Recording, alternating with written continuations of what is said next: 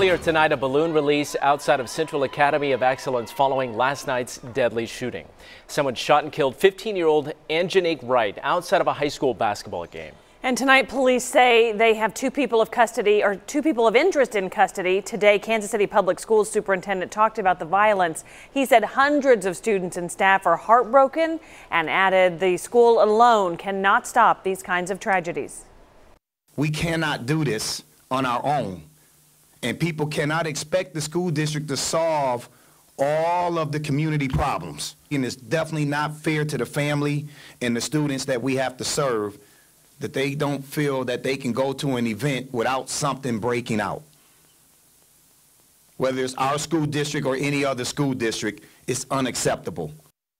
Today we talked to family members of the victim. They are upset with the school, saying the security guard shouldn't have kicked the teens out because of concerns it could escalate outside. Well, I sent both of the people that just got into an altercation outside together. Even with time, I feel like the hurt will still be the same. Everyone's mourning and, trying to, be strong and speak up for her, but it's definitely hard. And while family members as well as students and teachers are in mourning, others are working to find out how to keep this from happening again. In tonight's Safe KC report, 41 Action News anchor Kevin Holmes talked with the district's head of security on the push to teach positive conflict resolution in kids. 90 to 100% of those kids in this school district have been at a place like this with, playgrounds, slides, jungle gyms, everything. Not many of them make it to the cap and gown stage because they're shot and killed. How can we avoid that, and what can we do in terms of conflict resolution so that it's not from the playground to the grave, but from the playground to commencement? Well, if I had an answer to that question, I think I'd be a millionaire. Because I think that right now that's what we're trying to figure out. Dr. Luis Cordova, he's head of security for KCPS, and conflict resolution, well, that's in his wheelhouse. But after so many scenes like this, so is trauma. We cannot do this on our own. An impassioned superintendent calling on group support to heal and keep young people safe. Is the district traumatized? I think it is. The superintendent, my director of behavioral health, our social workers. Investigators say this shooting stemmed from an earlier argument. Although the teen shot outside Central was not a KCPS student, the district is working to prevent more arguments that end in gunfire. Are we at the point where we should consider conflict resolution as part of the curriculum?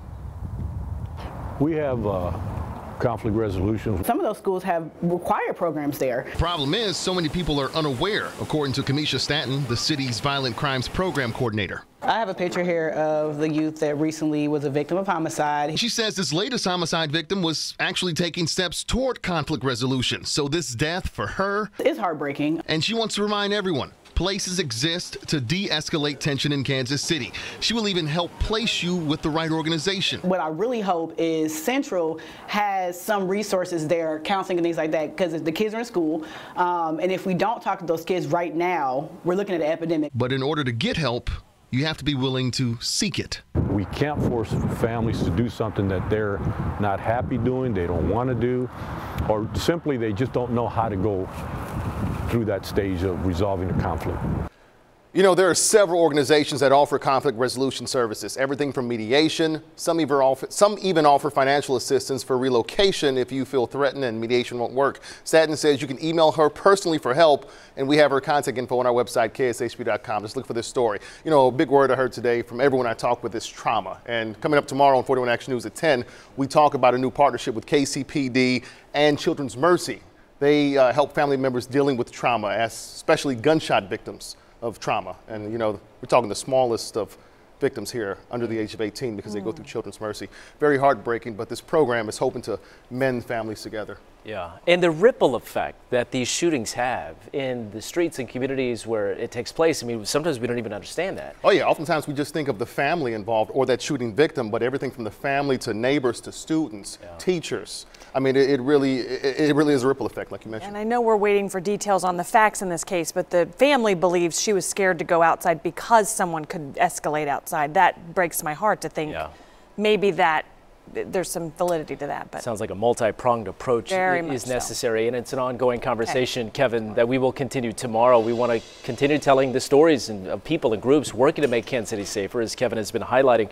If you know someone that fits this category, trying to make Safe KC possible, email us their story at safekc@kshb.com.